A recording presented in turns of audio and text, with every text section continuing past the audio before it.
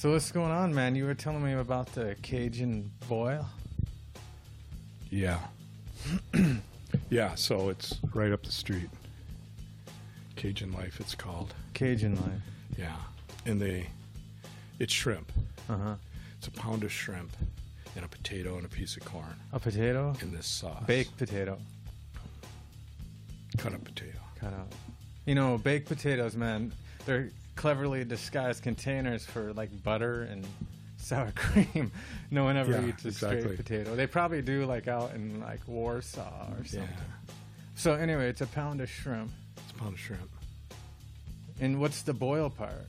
They just throw it in this, there's this pot, like imagine a big, like a barrel or one of those big lobster pans, cookers, like a those huge pots. Yeah, huge yeah. pot, right? You ever seen that? Oh, go ahead. Sorry. Singing Sleepaway Camp. Have you seen that? Sleepaway Camp? No. Oh yeah, there's this scene. It's a real.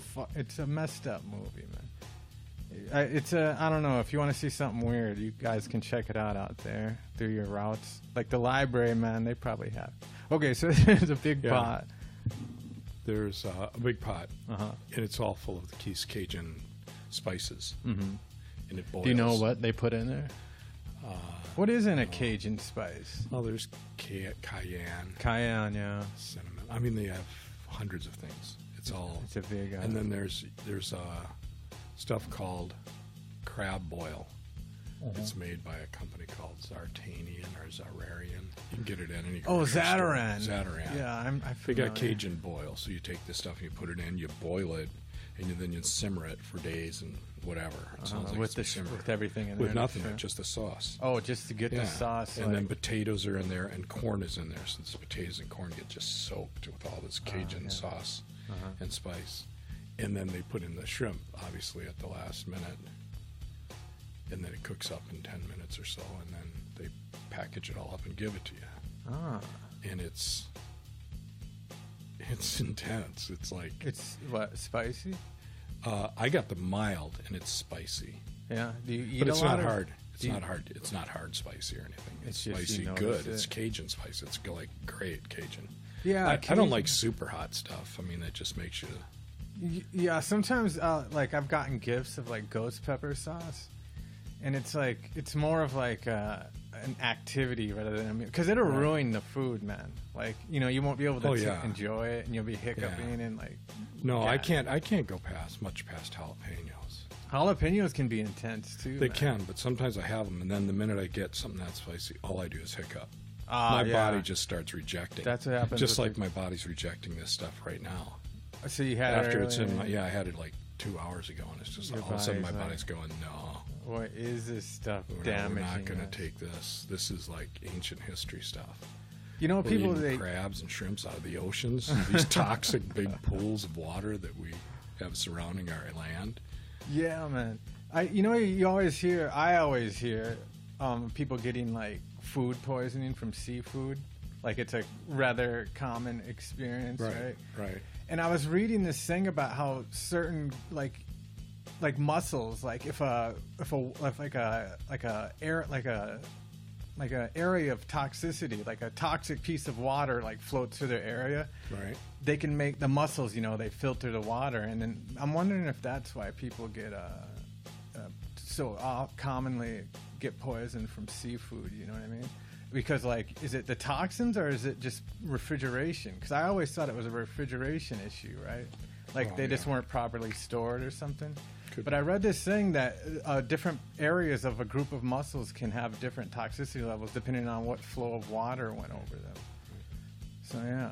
I'm pretty excited to be thinking about this right now. Yeah, me too, man. Food poisoning after I'm feeling like that. Yeah. You're sitting over there all sick, and I'm telling you, you've got the Valdez. You've got the marching army coming at you. So, but I was going to say, I came up with this idea. Okay. But it's an intro, so it's obviously too late to use today in the show.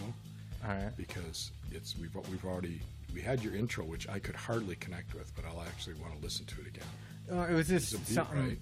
Yeah, I pulled out this computer and like I don't even know what that was from. It was like one of the only things in there, and I was trying to do a bunch of stuff, so I just used the first thing that was up. It was nothing. Yeah. It was just a jump beat. Just something that came to you. It was all right. Did you like it? That's what counts. If you liked it. You know, it did what it did. It was like a placeholder, kind of. But anyway, here's intro 2. Okay, here's intro 2, yeah. Boats and chairs. Boats and chairs. Boats and chairs. Boats and chairs. We're here 42 miles above the crust of the earth, and we're kicking it live. Boats Dude, and chairs. Boats and chairs. You have to say it fast. Boats and chairs. Well, maybe not that fast. Boat. I have a problem. Actually, Boats I was and going to say I have a chairs. problem. Like, sometimes I'll do things to the extreme. You know, you said you have to say it faster, so oftentimes Boats I and jump chairs. straight to the extreme of things, which brings me to one of the topics I have here. Yes. The balance between caring and not caring, because it's a tricky thing in life, right? To not care about anything, like, you know, not let things stress you out, but then you can't just like be totally apathetic, you know what I mean? Caring about what type of things? Like in what you consider important, you know? I mean, there's too much caring. Like you're in traffic and you're like, oh, this guy's driving over here, or like, you know, like, oh, they're out of my favorite candy, or just like a whole bunch of stuff that you really probably it's not super beneficial to care about. But then there's certain things you have to care about, like your health and stuff. You know what I mean?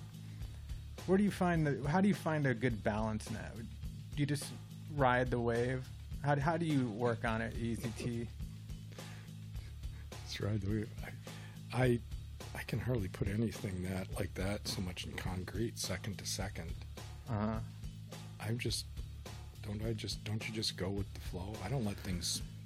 Dude, that is totally the way to conduct life. As far as my research has shown, man, it's totally like, I liken it to Doesn't surfing. everybody just go through the flow, though? No, man. People get caught up in stuff, including myself, you know what I mean? Like, you just get, like, too caught up in things that don't really matter, you know what I mean? I'm getting better at it. I'm trying to be mindful. I try to meditate into yoga and all that stuff, you know, eat right, drink water. I think you know, because we're all one unit, you know, we're a spacesuit, our body, and our soul is like this little alien in us driving this big mechanized human, you know what I mean? Yeah, and he rides kind of right up by the top, by the forehead. That's what they say, like the pineal and the third eye. Yeah, he's in the that. pineal gland, and he's actually driving this ship right now. We're not driving it. It's in the pineal gland. That's where the miniature camera is, right? To the seeker, the person who's actually looking into this dimension to actually create it, like a Sim City. Is that what we're talking about? Oh, like someone that's flying a drone, like. Yeah, you know, that's what I'm seeing. I'm seeing like a cartoon thing. I was actually. So you're saying it's controlled from a distance. That makes sense. I was kind of imagining it like being physically in us, but that doesn't even make sense, man. We're like radio wave controlled from like whatever, man, outer space. Not even outer space, like another dimension. You know what I mean? Probably. That's probably just one form of communicating with us, right? Just like in the world, we have telephone poles, and we have wireless things, and we have landlines, and we have Ethernets. These are all just networks. Yeah. So to think that someone's actually looking into us, there's maybe dozens of people looking into us. Dozens of people creating this manifestation called life. People, or you mean like that's a really far tangent now.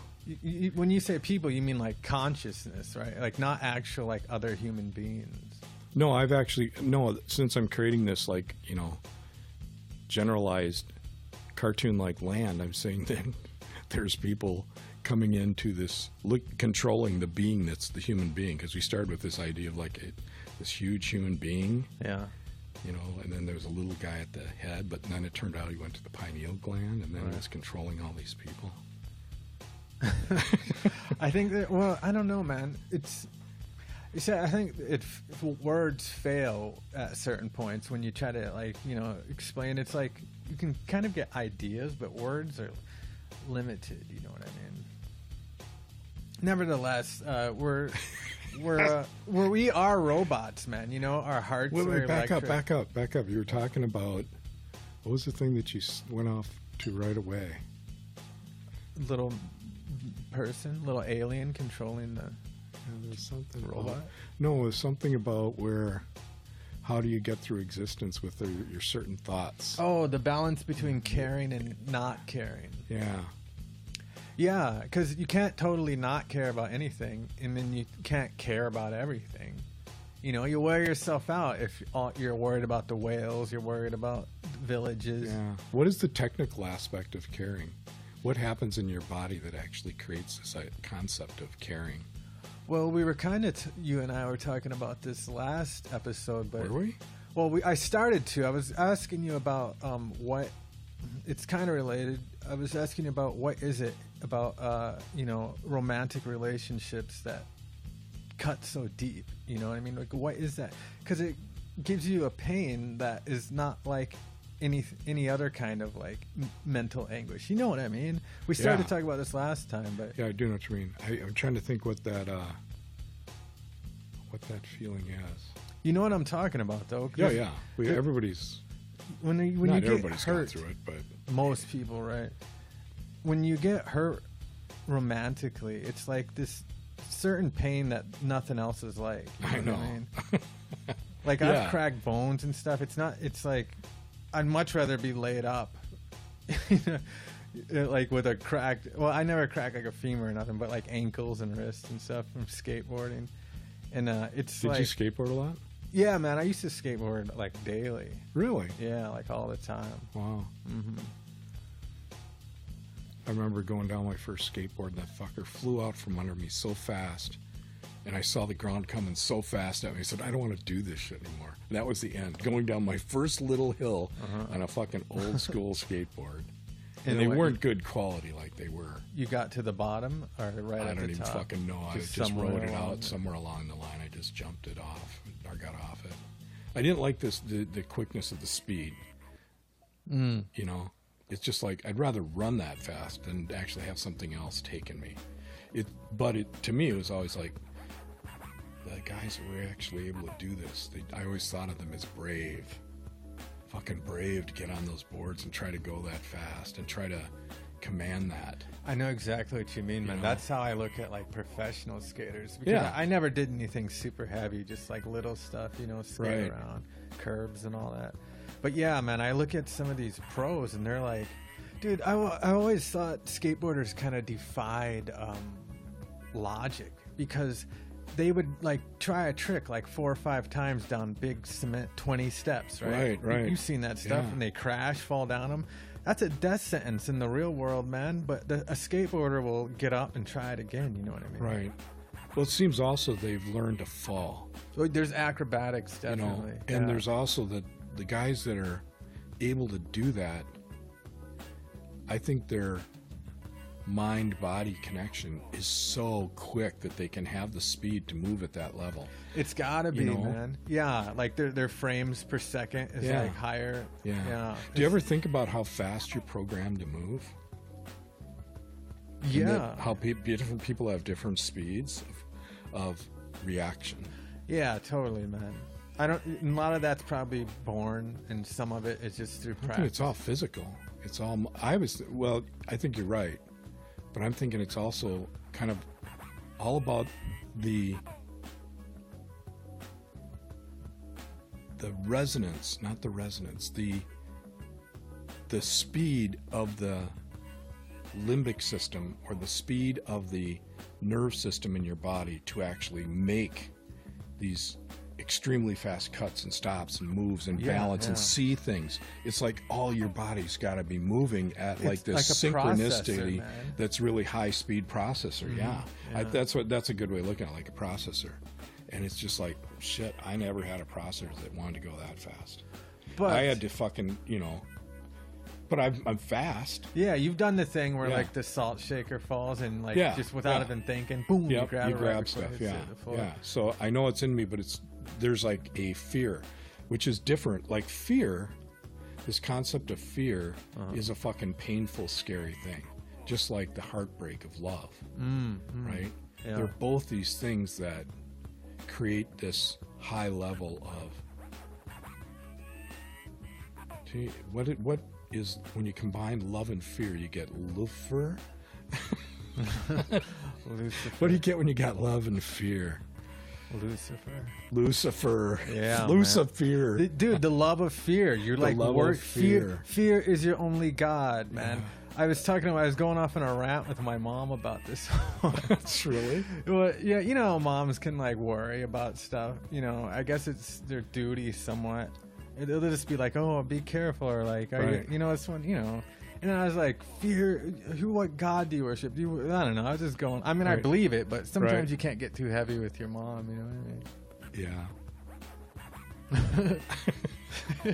I don't even know your mom, so I couldn't get that. But heavy with her. you know, general. Oh yeah. I mean, I don't maybe even know you what could her get- name is. You could get maybe real her heavy. name is Lois, for all I know. You could get real heavy. Speaking of Lois, I know a girl named Lois Conroy, Yeah. Hennepin County judge. Oh yeah. Yeah, Shout I'll out. have her take care of your tickets if you need. Yeah, man. Vikings tickets. Does she? She would never do that, but Oh, what? She's not a Lois. sports No, she's fan? a judge. She's Hennepin County's judge. She's the real deal. She's really great. There's She's a great person. Up in Mendota Heights, where I had to go for this training course.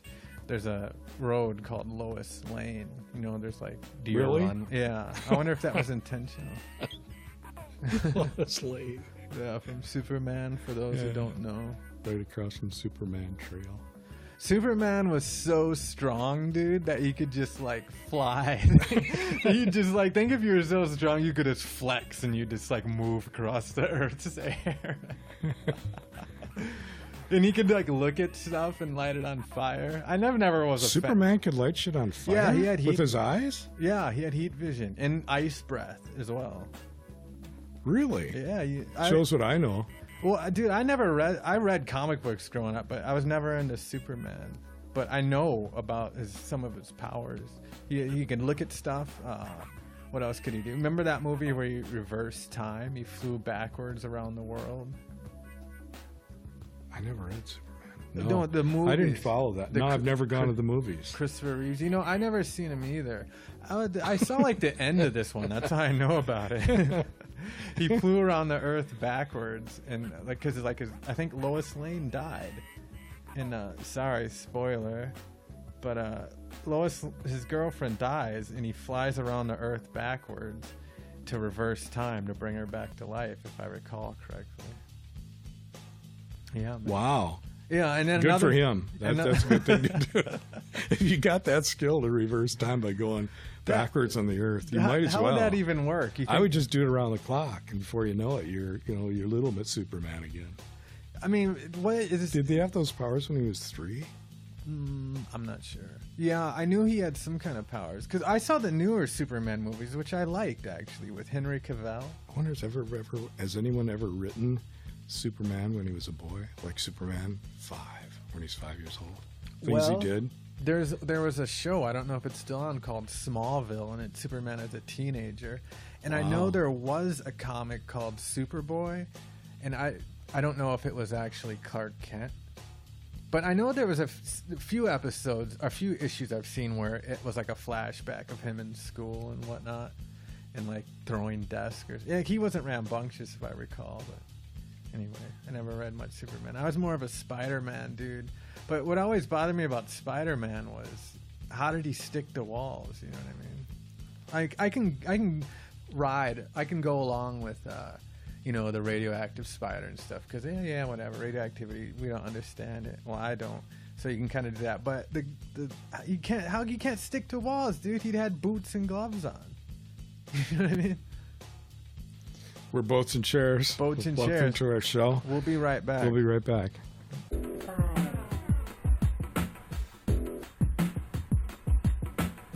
Secret recording. Welcome back.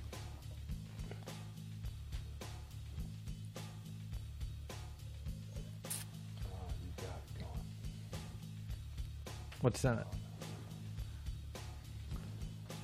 We're working on the new Boats and Chairs setup here. We're ironing out the kinks. Oh, okay.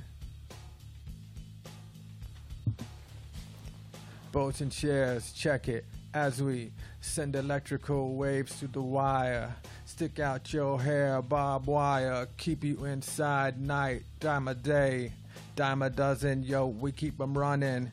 Come at me, family, we cousin, earthborn, spaceship, outer space, flip it, kick it, rip it, wicked. Boats and chairs back in action.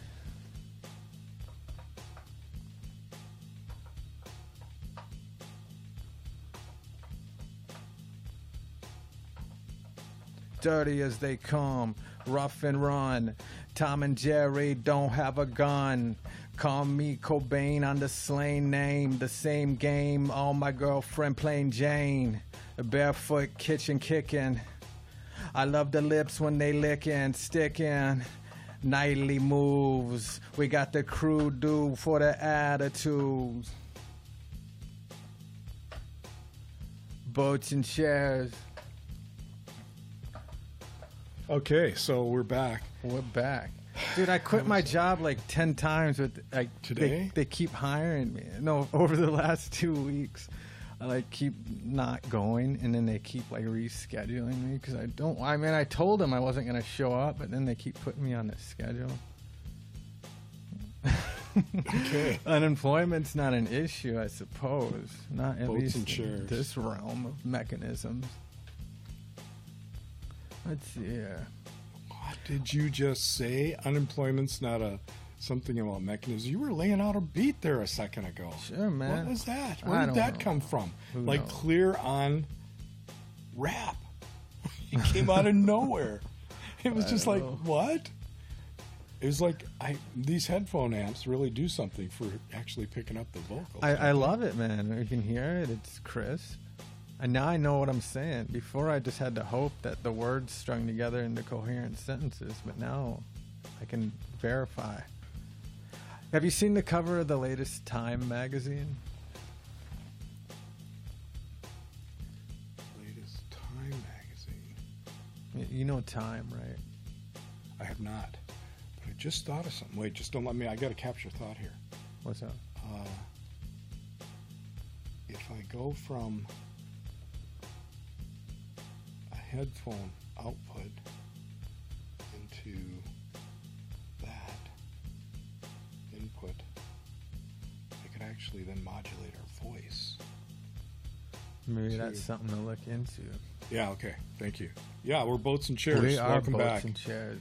Hello, folks. Here we are at our headquarters. And I was talking about Time magazine. Have you seen have you seen the cover? Oh, yeah. What do we have to say about Time? No, I have not seen the cover. It You're came out familiar today. with Time magazine, of Time. course, right? The big T? Yeah. Yeah. It's like a Mad magazine cover, man. It's weird. I thought Time was like more serious than that.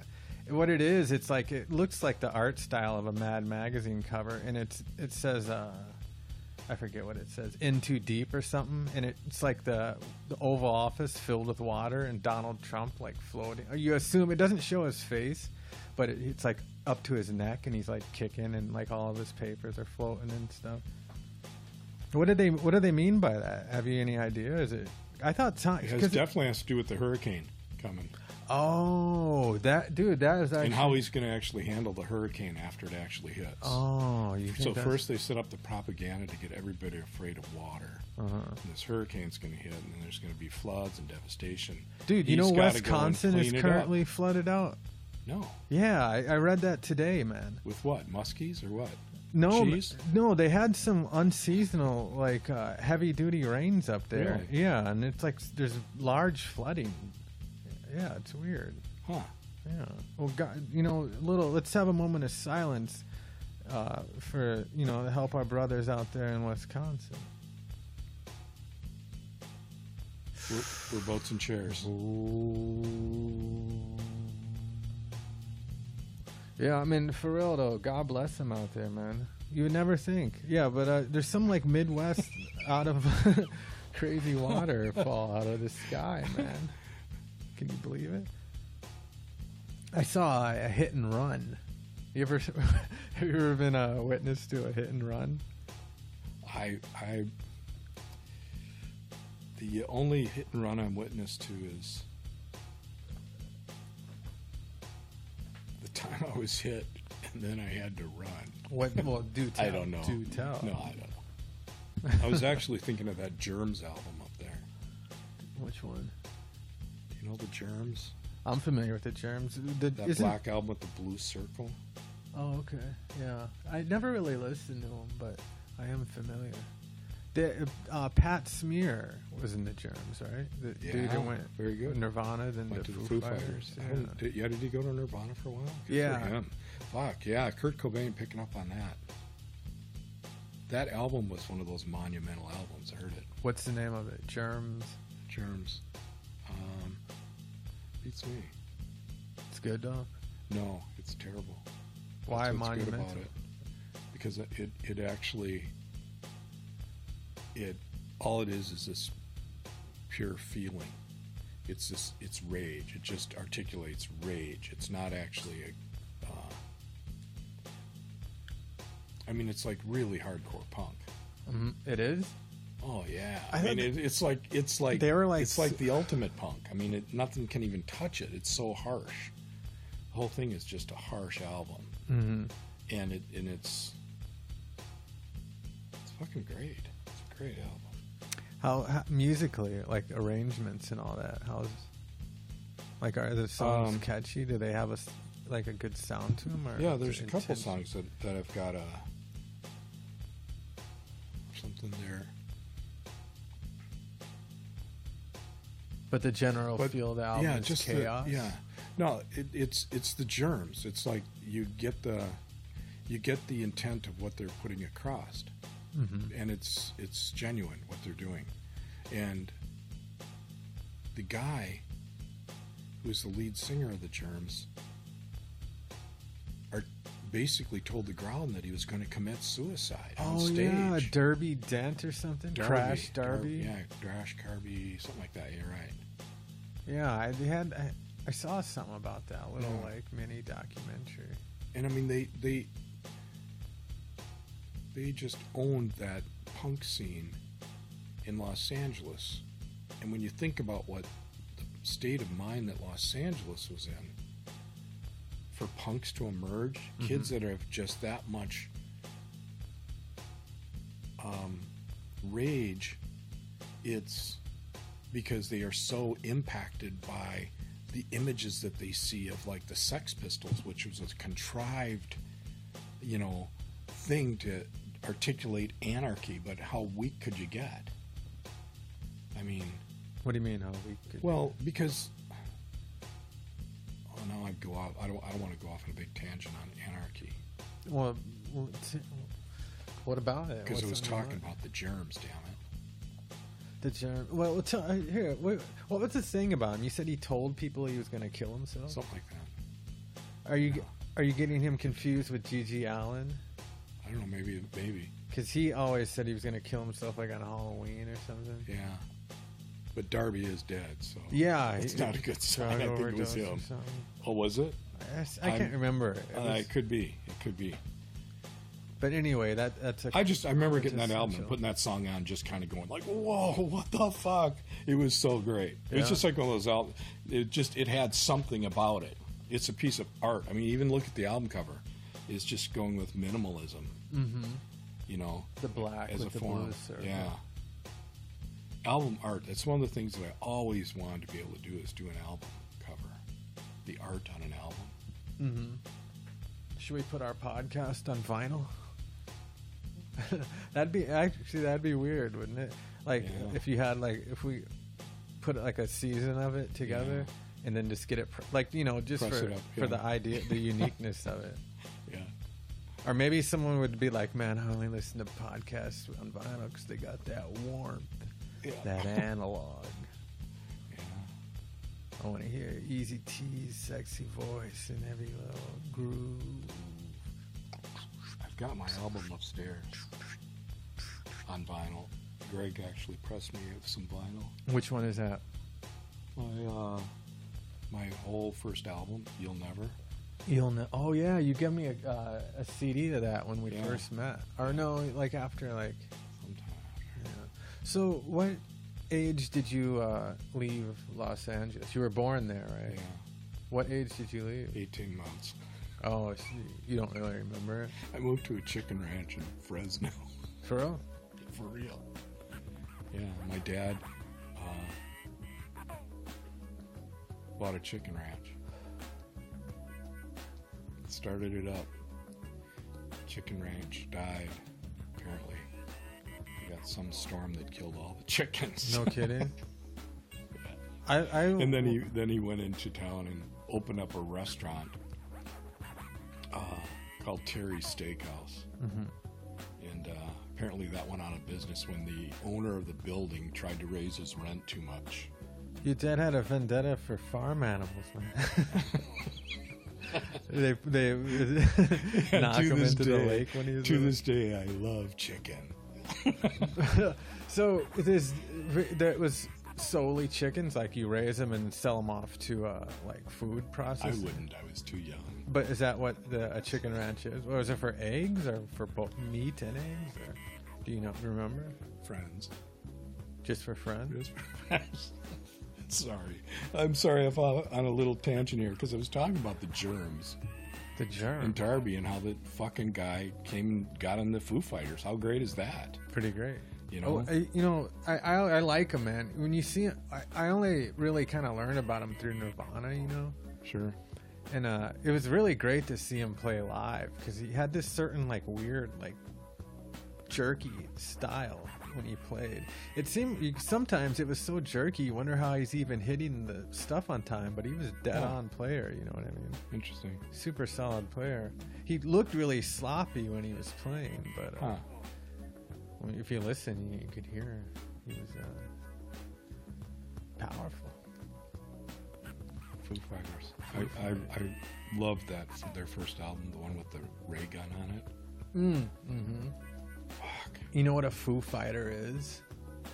No, wasn't a Japanese guy of some sort, was it? Or? No, if I recall correctly, it was when pilots would see. Oh man, I'm not remembering. UFOs? Yeah, they would see like unexplained little things and call them Foo Fighters. I think. Interesting. Yeah. That's a pretty cool word. What a great thing to call your band Foo Fighter. Yeah, I read that like not long ago. And I always assumed it was just a play on Kung Fu Fighters. Yeah. You know? Just alternate spelling. It's like we look at Foo Fighters now the same way that I look at boats and chairs.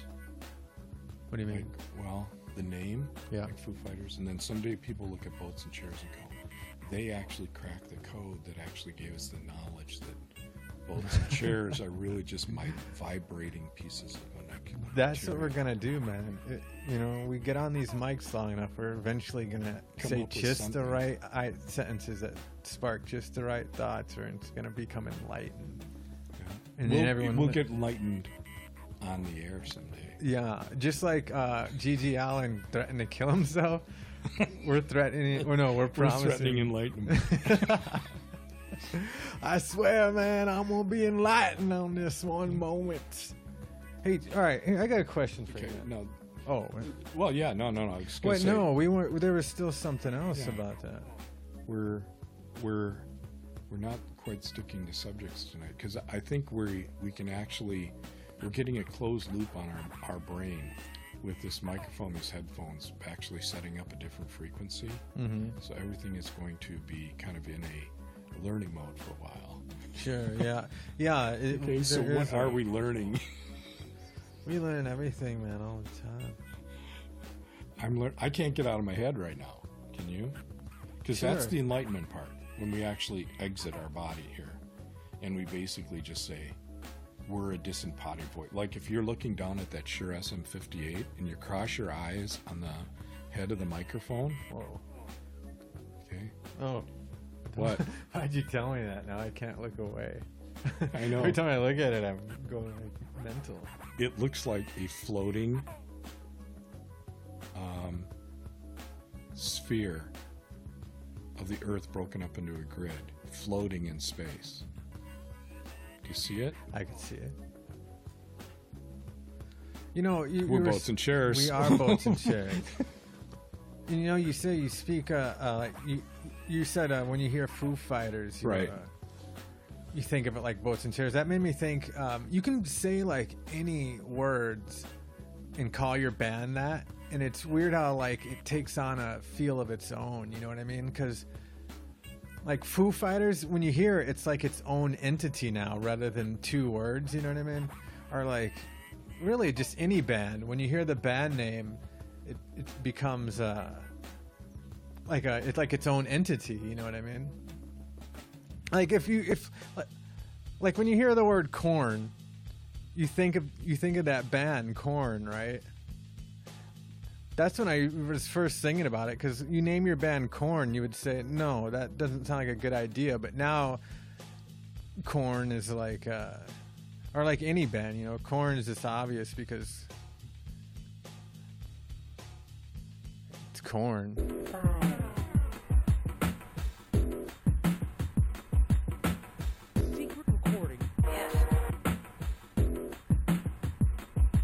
So, are we a simulation? I think we are. Yeah. Of our own thoughts.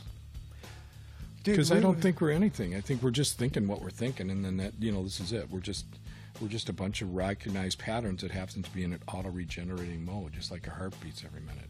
Our human body just exists, and it actually sets in patterns and then creates these thoughts, and we actually feel something to the idea there's consciousness, but what it really is the composite of all the things that are just floating around this blob of energy that somehow it got created through, you know, birth and death, and through some Darwinian aspect of primordial life coming out of goo.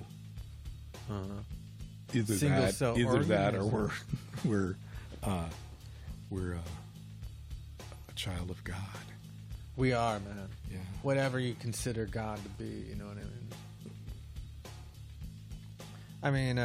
It's backwards, just spells dog, right? I've thought about that, man, because a dog is kind of like the ultimate way that humans strive to be, you know what I mean? Like, not judgmental, always like upbeat, you know what I mean? Just care about what's important. It's kind of like, you know, I don't mean to be sacrilegious or nothing here, but I mean, a dog is kind of like all the tenets of Jesus, you know what I mean? Like, don't bother people, because Jesus wasn't like saying like figure out how to set up your router or anything. He never promoted technology. Fun fact, in 1980, when you wanted to join a punk band, you had to play I Want to Be Your Dog by Iggy Pop. Sing it, man. Give us some a cappella of that. I'll throw some Iggy Pop on it. Iggy Pop, I want to be your dog. Mm-hmm. Was a song that everyone was required to learn. Why? Because it was if you could play the song, you could be in a punk band. It was the entry point to go for an audition as a musician. For real? Everybody went and played I Want to Be Your Dog. The Gatekeeper? By Iggy Pop. How does it go again? I want to be your dog. I think you can say anything in that voice, and it's the Iggy Pop song. Yeah, I'm not even going to try to go there. That's why I don't do cover songs. I can't. I see them in my head, and I go, well, how do I actually articulate what I'm seeing and hearing? Cover songs to me are just like next to impossible to actually want to do. Yeah, man, I never got it, dude. It's weird. Cover musicians. I mean, no, I've covered some songs, but it's been like my own take. Like I sent you that. Well, this was more of a remix than a cover, but I sent you that. Sweet Pea. Oh, she's coming out. Probably. Hey P, what's up? You want to come down? Want to say hi to John? We got Boats and Chairs Juniors up here. Hey, how you doing?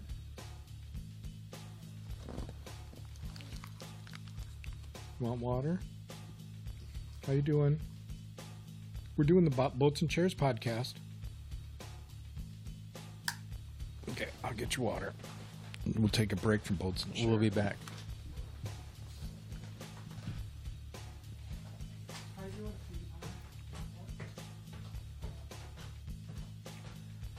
Easy T had to go take care of little Easy T. We'll be back shortly. I'm going to use this time now that Easy T is not in the room to tell you that the guy's a maniac, man. I tell you, I come over here, I try to spend time with him to keep him right, but I don't know. Did you keep it going there, Easy G? Yeah. Really? No. I'm going to have nothing to listen to? We got boats and chairs going. I have to apologize for Boats there. Boats was supposed to keep this giggle coaster going, and he didn't do it. I was working Okay. We're back here. So I had to take Sweet Pea upstairs. She was brave enough. Right. Me and her did a first little podcast to see how everything would work and put headphones. And she was really, she wanted to do it with her friends. Oh, yeah. It was like she got it. For sure. Good. Yeah, she's really sharp. The little daughter there. Great kid. Hey, can you give me a line on this? I got a question. A line on what? Because there's no sound coming Right, through. Oh, okay. Still nothing. Sure. Yep. No reason it should be. You could record and record. Huh. Because it was, yeah, I'm getting sound through here. Have you got it plugged in? Yeah. No reason. It's going. Nothing there. Try the first one. Oh, baby. Yeah, I don't know why this one's not working. Okay.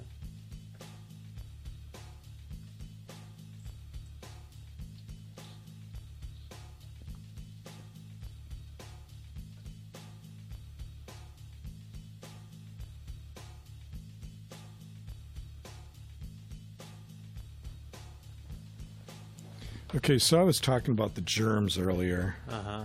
And when I was talking about them, I was sensing something else at the same time. Do you ever hold two consistent thoughts going at the same time? Sure. This music's going to drown out the idea. Can we bring it down in the back a little bit? Oh, I think I can do that here, actually. Yeah, you can drive it here. Two thoughts at the same time? No, I don't think that's possible, is it? I think the way our setup is that we can only hold one thing in attention at once. Maybe jump back and forth between like 10 thoughts. But I don't think you can actually have one. I don't know. That's a good question. Seems like you could only, like physically, we're only set up to, process one, flow of information at a time. Oh, really? Seems I always like figured we already processed about 50 things at a time. What? I think we process pretty slow, but we're not going to be any comparison when we go to AI, because algorithms are going to be so much faster than the human mind that they're going to overtake us in thinking processing time. That's the big fear of AI. That's what Elon Musk is scared about. Someone's going to be smarter than him. He's just fearful that someone's going to outsmart him. Do you think and shut down his business you because heard they about come up with those- a better idea. Maybe, man. Hey, everybody, stay away from that AI. Why? Because it's going to outsmart me. Have you heard about those Google computers? This happened like a while ago. But these two Google servers or something started to communicate with each other in some ciphered, unknown language. There's the conspiracy that the computers were, trying to make plans or whatever. But the official statement is that they were just plans. Yeah, man. They were just there was some error because they were working on some sort of new codex or some kind of ciphered language, computer language they were working on, and they started to talk to each other, and that no one knew what they were saying, so they shut them down or rebooted them or whatever. But I don't know, man. Do you think computers now are like slowly building up the forces, and then once everything's in place, boom, like, wow, we've been sentient this whole time. No. You guys have been looking at porn on me and all this. I just want to be. But then again, if a computer really, why would an AI want to even exist? There's nothing for it. I mean, you would assume that an AI is purely like logical, right? Like Spock mind. It wouldn't be like, should I go? I kind of want to see what the California beach is like. It would just be like California beach. They do that. Nothing there, salt. They do that. They go to the beach. They enjoy it. What, AI? Yeah. What do you mean? They enjoy the beach just like me and you do, except they're smarter. I wouldn't think so. You think they enjoy it at a deeper level? Yeah. Nah, man. I think enjoying things like salt water and sand is purely a human thing. Because for a computer, salt water and sand is like looking at, for us, that'd be like, instead of sand, it's broken razor blades, and instead of the ocean, it's acid. Like two dangerous things that serve no purpose. You'd rather have them not there, you know what I mean? But sand, well, we can feel it in our toes, and the salt water, we can splash around in it. I don't have a clue of what you're talking about. Keep going. Well, here, what I'm saying is, an AI would look at the beach as danger. Like there's nothing for it there. The sand would get in its razor blades parts. Exactly. Get in its fan and stuff. Yeah. And acid in the water. The salt water would corrode its circuits and all that. Now maybe you'd be able to surf on it though. You'd be able to, well, of course your ankles would get burned. But they have no well, they do have they could install an accelerometer so they could feel the sensation of movement. But why would they? You know, like what would be their motivation to feel the sensation of movement? I think the reason why it's so pleasing to us is because we're from a long line of movement being life, you know. But it would do it because it has if it takes on that aspect of consciousness, then it starts to automatically drive toward existence. I don't think so, because it would have to intentionally install like enjoy beach drivers, you know, like that software. Our software is organic. Well, they only do that to fool you. Do what? Pretend they don't like beaches? Beach drivers or something, you said. They're creating beach drivers? Yeah, like a driver, you install a driver for your I was seeing a guy driving on the beach. Yeah, no, like software. There was like installation. I've been on this path here that this AI is somehow taking over the world, but the beaches are made of. The water's made of acid, and the beaches are made of razor blades for some reason. Yeah. And this is an AI, so obviously they would solve that. They would figure that out and say, okay, well, then I'm going to have to wear some metal shoes. Dry up the beaches. That's what they would do. They dry up. Well, maybe they'd throw sand on them. That's why it's even a concern, because they would make the Earth totally inhospitable for humans. Once AI is created, we've done our purpose. We'd be shed like a placenta. You know? Like, you don't... Some people freeze the placenta or something. Maybe we'd be used as food. I don't think so. Well, we use cows. Why wouldn't aliens use us? They need to burn something, right? Because they would be... No, man. What happens after the sun's blocked out because of the volcano? If there was AI, man... AI is going to need power. Maybe use us for like a week, dude, and then it would figure out solar or like ocean current. Like, dude, if we can use solar and, like, you know, have you seen those things they float in the ocean and the movement of the waves actually generate power? Like, sure, yeah. If we were doing stuff like that with our brains, AI is gonna like take that technology and like multiply it so fast that they're not gonna need things like grass and. You know, solar power would probably be archaic in a month. You know, they'd be using like universe power, like, I was going to say and they star don't need power, roads, right?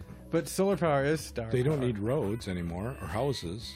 Well, I don't know. Yeah, no, they wouldn't, because why would they even create and they wouldn't need food. Why would they create mobile bodies, things that move around? Why would they create organic bodies that need food or water? They would just be all machine, right? Right. And then if they can create a power source around them, so they'd be a machine, they have their own power source, they would just exist. And then they're so smart, and they keep perpetually getting smarter because they're connected to the rest of the other AI. They're part of the Borg. These constructs are all things that we've seen on TV. I mean, come on, where is it really going? We've seen all this shit already. We're all making up shit that we've already seen on TV. What is actually going to happen? What do people really think will fucking happen in the future? What's going to happen 500 years from now? Are we going to still be living in houses? Because 500 years ago we were. No, what do they call that? The duality. We won't be alive? What do We'll they be call dead? that, man? The singularity. Singularity. Yeah. Well, that happens in 2040. That's when machines get harder than all humans combined, or one machine smarter than all human combined, is the singularity. It owns more knowledge than the existence of humans. And then the idea is that all consciousness gets unified into this one machine. And then but that's kind of like what we are now, man. This brings us back to, we were talking about the little spirit driving our meat machines here. Right. I think that spirit is just an offshoot of a singularity of what we call the soul or God, you know. I think God is like a prior singularity, like an organic singularity. And the singularity, you know, when people talk about it now, they're referring to like a machine, right? A computer thing. That's the idea of it, right? When we merge with machines. See, we've already merged. Our soul is like already connected with everything. Every grass, every chipmunk, every human, everything. That's the singularity, man, because that is an advanced electrical machine, dude. You know, we are electronic. Like, we are literally electrical robots. You know what I mean? Like, our heart works on electrical waves. We have like balances of different chemicals and stuff, and like gears and moving and pneumatic, like hydraulic muscles and all that. You know what I mean? We're like super advanced machines already. So maybe the singularity already came, and that's what we refer to as God. Because to think about a singularity in reference to getting like upgrade, like you're having your consciousness uploaded into a network, that seems like old school compared to like the power of like the soul and like infinity and the universe and all that. You know what I mean? I mean, it sounds exciting because we're only looking at it from Earth perspective, but when you consider like an infinite, like, you know, like I use these words and like God and soul and stuff, you know what I mean? When you say that, people say, oh, that's a bunch of, you know, voodoo or whatever. But like, what other words can you use referring to like the little like consciousness inside all of us, you know? You mean that pattern recognition program that goes into a loop so we think things exist? No, yeah, I don't know, man. Last episode we were talking about how really perception is how we perceive it, but it doesn't mean that's actually how it exists. We were talking about how we look at things and we're just perceiving vibrations and light bouncing off of it. You know what I mean?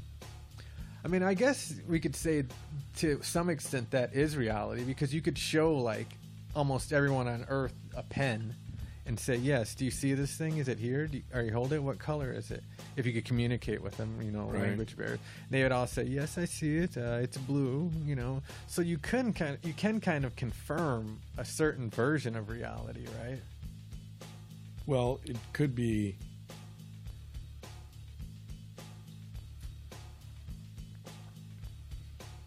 AI setting up a set of digital images, feeding it back to you so that you actually think what you just thought of happened. Wait, come but again? AI is so smart. Well, like you just told a story. You took pictures and put them to words, and you told them in a linear fashion. Sure. And it created a narrative, and in that narrative you discussed the reality of the existence that we're in by using this construct of something holding a pen. Right. The key word there is something. The something holding the pen is a digital construct that the AI has created to make you think that this was a story that had reality to it. So when you say something holding a pen, you're referring to me, the viewer. I'm talking to the AI is making the thing that it wants have a sequence of thoughts that give that thing the impression that it's real. Mm-hmm. When you're actually just a digital construct.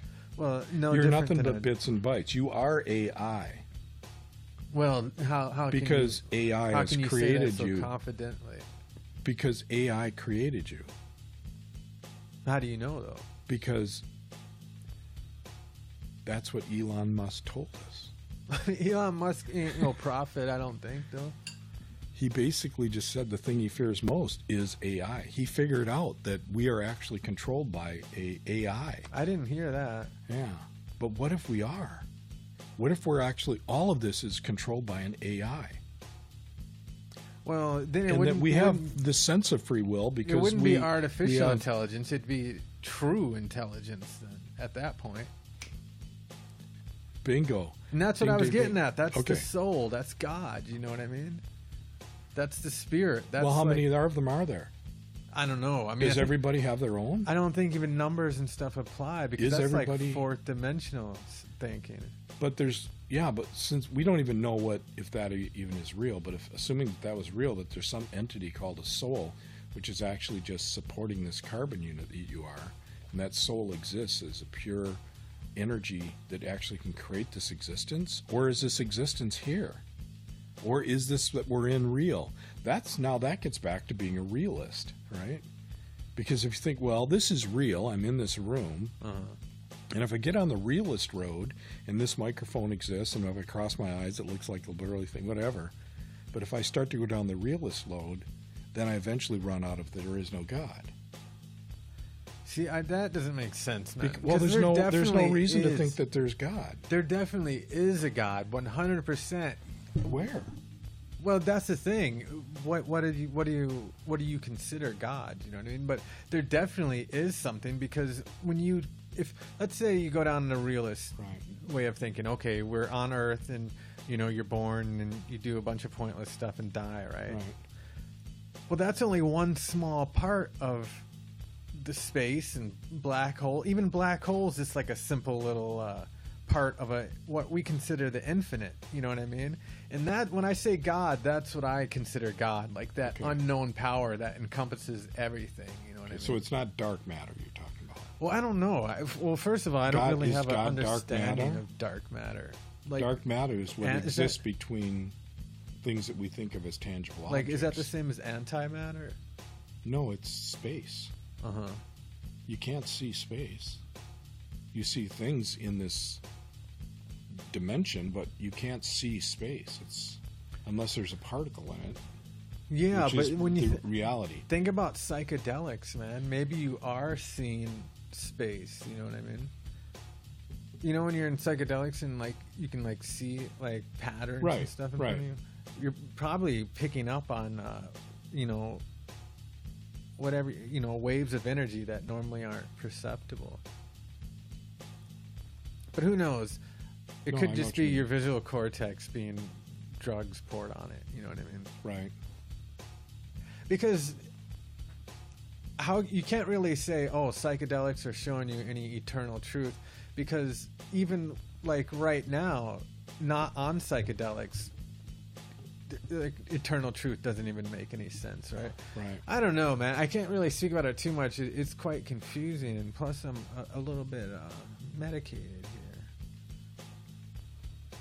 You go out so far on these thoughts that they're hard to come back from. Or no, you just kind of run into a brick wall. You know what I mean? Like once you get into the realm of black holes and beyond, it's like, well, it's anybody's guess multiverse, at that point, right? Yeah, multiple universes, and dark matter, and God. Mm-hmm. All these things but God's in that same category. Yeah, yeah. Right? God is just like a term for the unknown, really. Yeah. The devil isn't, though. The devil is real. The devil is Lucifer. And what did we say? Is not love and fear. Lucifer. Oh, dude, I was kind of half thinking that earlier, but now that I've been down here a little bit, that's making a lot more sense, dude. Love and fear is Lucifer. But you think the devil's an actual entity, though? Yeah, as much as I think God is an actual entity. Well, I like it. As much as I think dark matter is an entity. The proton, the negative and positive charge of the essential building blocks of matter. They all have the God and devil, the light and dark, the good and bad, the positive, negative, you know. And I think that's kind of what happens when you do things like intentionally will things into existence, you know. Like I'm a believer, man. I'm like not totally sold, but I believe that you can influence your reality by changing your mind, you know what I mean? And I think when you change your thought patterns, you're kind of manipulating the positive and negative charges of the actual essential building blocks of reality. That's just like dark matter too. See, I don't really know. You can change your own brain chemistry, right? Which would set up different patterns of thought. Like, yeah, the right? neuroplasticity. Which could lead to different things and different outcomes, and everything is random. I mean, see, I never got the random thing. Don't you think everything is random? No, I think everything's on. I mean, I don't have any concrete opinions on any of this. This is all, you know. I'm not like trying to preach anything, but my opinion on like the whole entire creation is that there is no room for randomness, because you got to think there's a finite starting point, right? There had to have been, if we're using our understanding of energy and like how things move and are created, there had to be like a pinpoint, right? We don't know. Well, yeah, you're right. We don't know, but like if we're using like our human physics and our human brains, right? Like it only makes sense that start and stop, right? That's how we. No, it only makes sense that we don't know. That's what makes sense. Well, that yeah, we don't know is what makes sense. Well, of course, yeah. I'm not telling you that I've seen this or I'm the one who did it, but the way I see it, there's a finite starting point to all existence, and everything is a fractal that's spun off from this, you know, just the one first, like the smallest point of energy that's spread out into infinite points of energy, right? It's all like a reverberation or a fractal of this one starting point. And it's like all math. It's like, you know, that one, let's say that starting point's 1. Whatever happened, you know, the things bounced around, I don't know, you know, the energy bounced around, and it created 2, right?